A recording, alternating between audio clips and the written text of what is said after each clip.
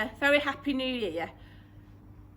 We're going to be introducing a new series today called Cover to Cover, and it's all about us as staff recommending reads to you. So we're going to be highlighting some of the stock that's coming onto our library shelves and recommending some fab reads, and it's called Cover to Cover. Now, one of the first books that I've read recently is a book by Jo Thomas. Now, I have to admit, she's an author that I do gravitate to. She often releases a paperback yearly, and they're so endearing books. They've always got like a really nice romantic side to it. I find them very warming to read, very relaxing to read, very often set in warm climates, which I think helps, but she does do some winter ones as well. So you may know her books, you may know some of these titles called Late Summer in the Vineyard, Sunset Over the Cherry Orchid, and A Winter Beneath the Stars. Now, we've got quite a lot of Jo Thomas books on our library shelves, and I think that shows what a popular author she is. So the latest instalment from Jo is Chasing the Italian Dream. Now, I don't know if you're like me and you love pizza, but straight away from this front cover of this book, I just got this idea of this sunset, sun-drenched terraces, wine, pizzeria, going out with friends, having a laugh. It sounds like the idea of a perfect night out. You've got the water fountain, and on the front cover by Katie Ford, another really popular, uplifting chick lit author, is this book is pure joy. Now, we've got Lucia, and Lucia decided to leave the family home, so decided to leave southern Italy, and wanted to shape a career and do well in a job. So she ended up in Wales, and she's a lawyer in Wales, and she feels that she just wants to get promotion and doing well. So she's succeeding, she's doing really well, and she feels she's on the edge of this promotion. If she can just do a bit more longer hours, give that bit more work commitment, she'll get the promotion. Well, unfortunately, she doesn't get the promotion, and it really makes her reassess her life, as you can imagine. So she goes to visit her grandparents in southern Italy. So you can really picture the way that Jo describes the scenes. It's like you're there, or you wish you're there. It's vivid, it's rich, it's a lemon scented, it's the groves, it's the plants, it's the food, it's the smell of the pizza. It's a really lovely, lovely, perfect scene. I could really picture what Jo meant by it. And she finds herself trying to help her granddad with the pizzeria, this family-run pizzeria. And her granddad decides that he's going to sell the premises and wants to really retire and take an easier life. But she's absolutely upset to hear this, because this pizzeria has been in the family for years. So she has to make this tough decision. Does she try and run the pizzeria? Where's her heart? Is her heart back in Wales, or is her heart in Italy?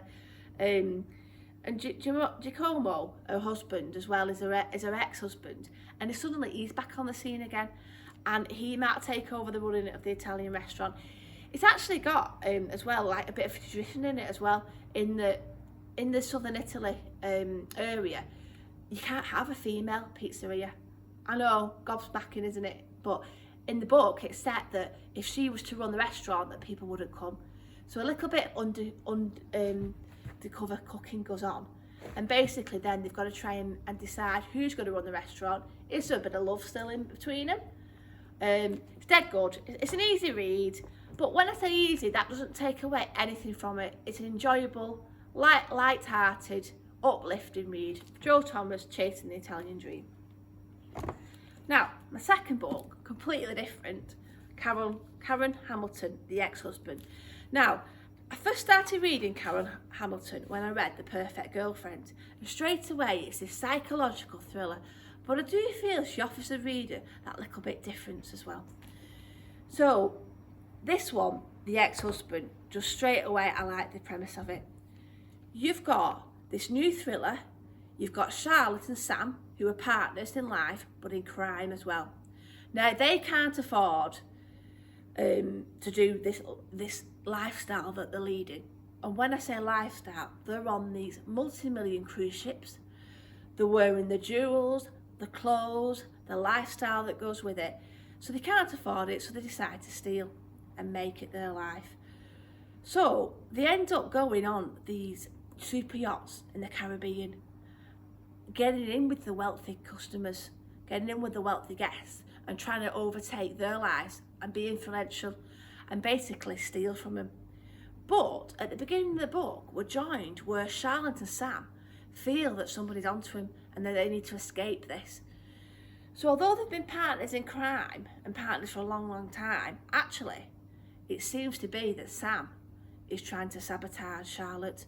So when they are lining up to get off the cruise ship and Charlotte is waiting for Sam, things don't go quite as planned. And then we go back into the backstory about what it's like to be a con artist. Now, obviously it's a bit of an uncomfortable read because you do feel obviously for these wealthy guests, but it's a thrilling read. There's loads of things going on. It's set in this luxury Caribbean, around Barbados. Loads of things are going on.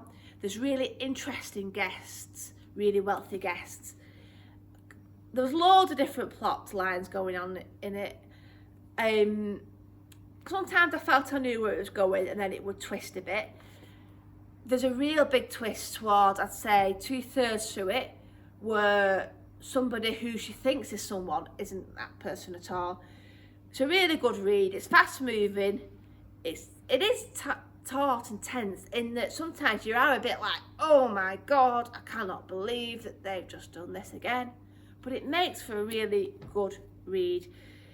It's dark in places, like I say, it's a bit uncomfortable, but oh, it's fascinating. And it's not, I don't really read books set on super yachts, but all I'll say is if I ever went on a super yacht, I'd keep an eye over my shoulder for these two.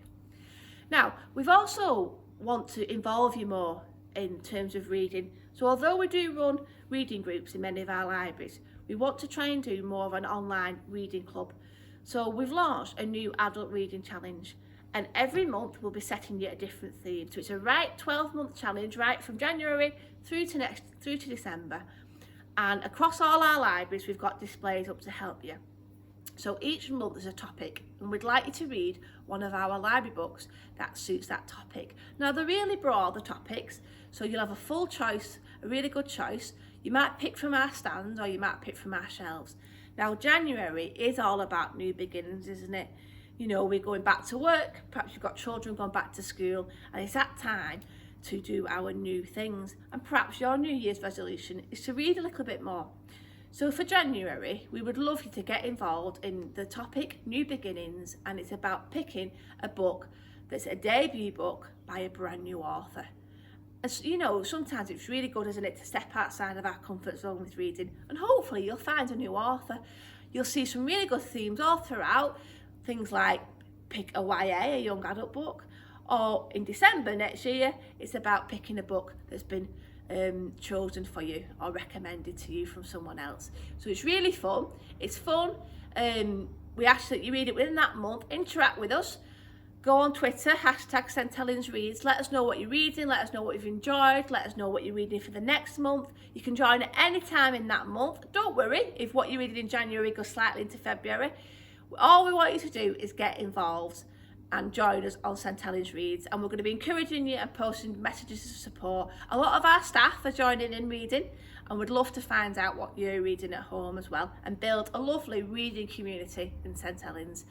So I hope you've enjoyed our first cover to cover session, and do look out for some more in future. Bye!